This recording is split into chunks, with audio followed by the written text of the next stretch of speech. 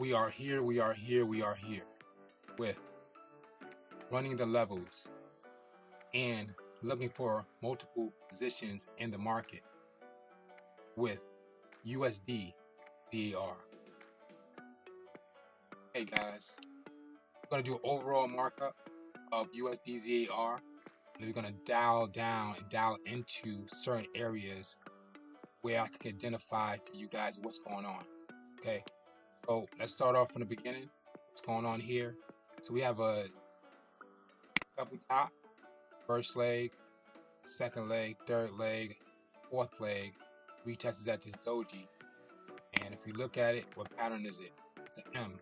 We know when you see M's, the market's going to drop, and we got that retest there. The market consolidated and then drop down to new lower lows. So once the market returned back to this area here, this is the restart motion. So now the market about to restart, and it's going to do what? Work its way up to the top. We have here is the first leg, second leg, third leg, fourth leg, double bottom. Okay, what happens at the double bottom? The market pushes up, retest once, twice, 3 times. Okay. Once the market got there, I'm going to blend all this together. So what we use at that highest high mark earlier, we're going to take that area line and we're going to draw it right through. Once we did that, now we got that full separation of the market. Now we can see clearly. The blue line in the middle is the midpoint. We already know this area here is the lower lows. And then if you look at the top here, what we have? Higher highs. Okay, so the market was at a low, it pushed up to a high, came back down to the midpoint, came right back up to the high point of higher highs, and now we got to figure out what's going on. So we already can see a pattern is here, it's an M pattern. So we have the first leg trying to touch to the high mark, try to break through, wasn't able to break, came back down, came up a second time, wasn't able to break, now it's coming back down. So we know that when the market is coming up from somewhere, when we get that first touch, that's not always a touch where we're going to count the leg. Most of the time it's this angle, this leg here, which would be the first leg, this would be the second leg. So it looks like it's coming down for that third leg, and we can see something going on in this area here. So like the market's about to push up or push down. Most of the time we know first leg, second leg, third leg, fourth leg, and then we'll be looking for a retest somewhere and the market goes up or down. What I'm going to do is I'm going to head back over to price, where the price began at over in this area. I'm going to identify a few areas in here. So what I did say was we did see a double top. So I said we drew it from here, first leg, second leg, third leg, fourth leg. That is a double top. So we can see that market can break here and here. But this second circle I did circle is very important, what's going on in that area. And what's going on in that area, the market is actually consolidating because it can't break. Okay, so when you start seeing clusters at areas like highs like this, something's going on.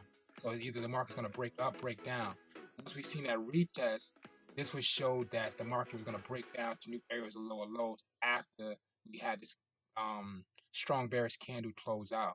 So we get 3 to the low, market's dropping all the way back down. It did from lower lows. But also what's very important about this circle is that there's a multiple things going on. You guys can back test this on your own.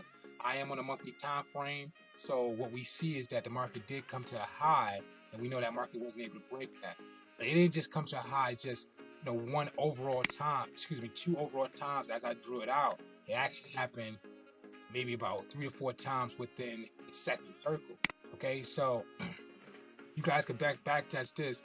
So when the market pushed up from that low, it didn't just go up once, it came back down, it pushed up again. So that's 1, 2, 3, 4. 4 pushes to the top where the market can't break that resistance, and this is the retest. So market can retest, and it dropped right back down. So basically what that is, if you draw it out and you think about it, the market did what? You already knew we had an area of resistance. Market came down for a low up top. Once that first one drawn up, we're not going to count that because that's just the market reaching a high and trying to figure out what it's going to do. And we count that first leg as the market coming back down. So it will be first leg, second leg, third leg, fourth leg, fifth leg, sixth leg. We already know the market came from a low, so we're going to bring that up anyway. So, and I said it was 3 to 4 pushes to the top. Market retest, we drop back down. Okay, so you guys probably head down a lower time frame. This is probably what you'll see. So if you circle this area, go down to weekly, daily, you'll probably see a 3 to 4 pushes to the top of this area of resistance. Market can break. We see that retest and the market drops. We know the retest happens because over to this side here, this is the retest. So basically, once again, market came up once, couldn't break. Market came up twice, couldn't break. Market came up 3 times, couldn't break. Market came up a 4th time, wasn't able to break, came back down. So that's 4 pushes to the top. That's showing that the market is done, it's finished, it's lost momentum.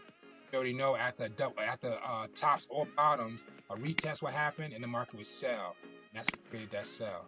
A very important move that we did find in USD ZAR, and this is like multiple. This is other structures you'll see in other pairs, and this is very important when it comes to patterns. Okay, everyone. Thank you for watching, and thank you for your attention. USD ZAR.